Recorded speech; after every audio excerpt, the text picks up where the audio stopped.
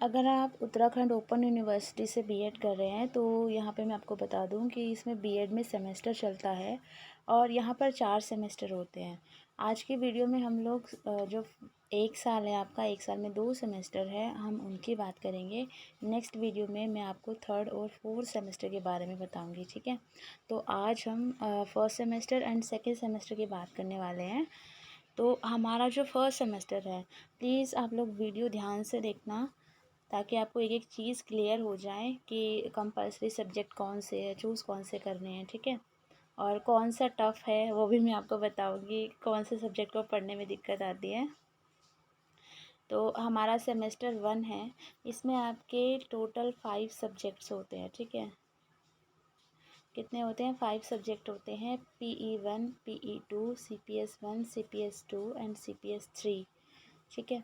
और ये टोटल जो आपका होता है 400 मार्क्स का होता है, जिसमें आपके 120 मार्क्स होते हैं असाइनमेंट के और 280 मार्क्स होते हैं आपके जो एग्ज़ाम होता है आपका, ठीक है। तो जो चाइल्डहुड एंड ग्रोइंग अप है वो 100 मार्क्स का है। इसमें आपके 30 मार्क्स की जो असाइनमेंट है और 70 मार्क्स का आपका पेपर आएगा।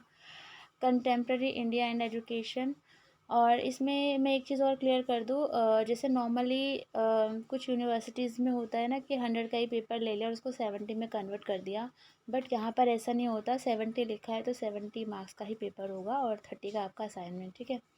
सेकंड हमारा सेम है, contemporary India and education, 100 marks का इसका टोटल मार्क्स है और 30 मार्क्स का इसका असाइनमेंट और 70 का अपना पेपर है।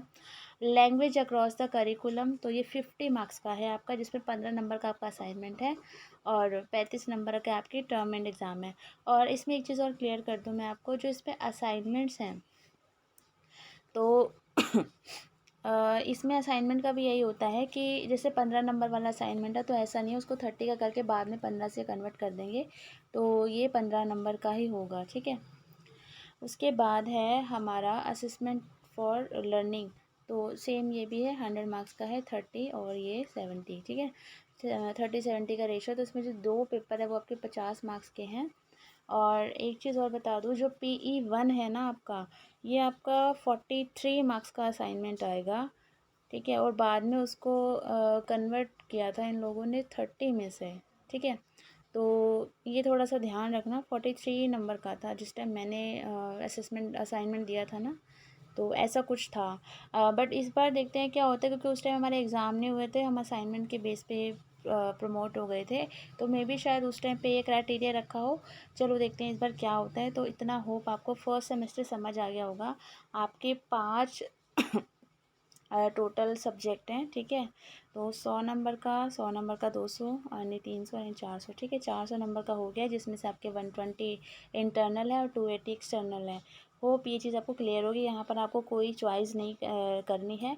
और एक चीज़ और क्लियर कर दूँ, उत्तराखंड में जो आपका स्टडी मटेरियल है वो सिर्फ़ और सिर्फ हिंदी में अवेलेबल है।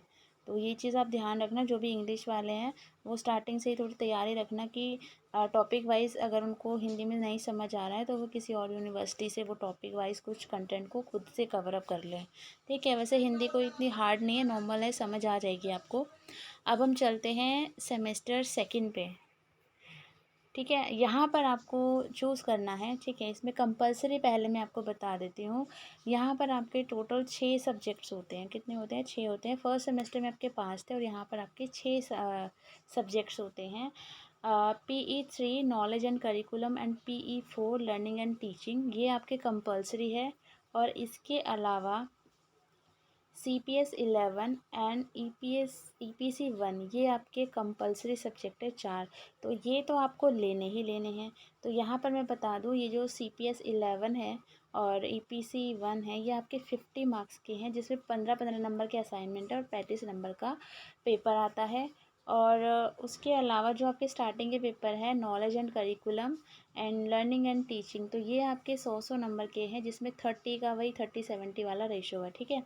अब हम बात करते हैं चॉइस की।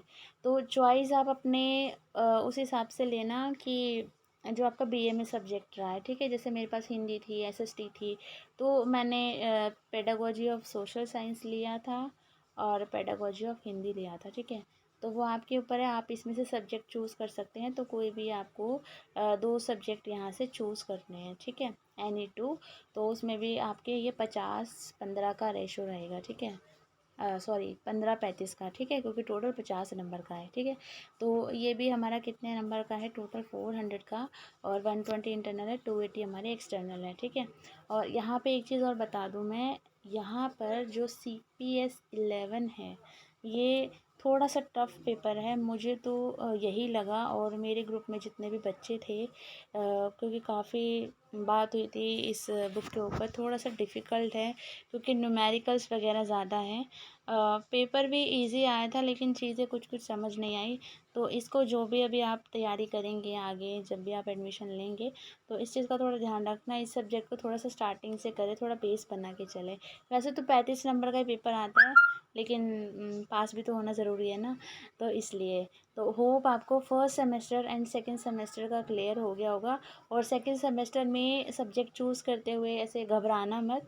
आपका ऑफिशियल एक ग्रुप बनता है व्हाट्सएप पे, वहाँ पे टीचर्स आपको गाइड कर देते हैं, तो इतनी टेंशन लेने की ज़रूरत नहीं है। बाकायदा आपकी जो वर्कशॉप होगी उसमें आपको बताया भी जाएगा, ठीक है।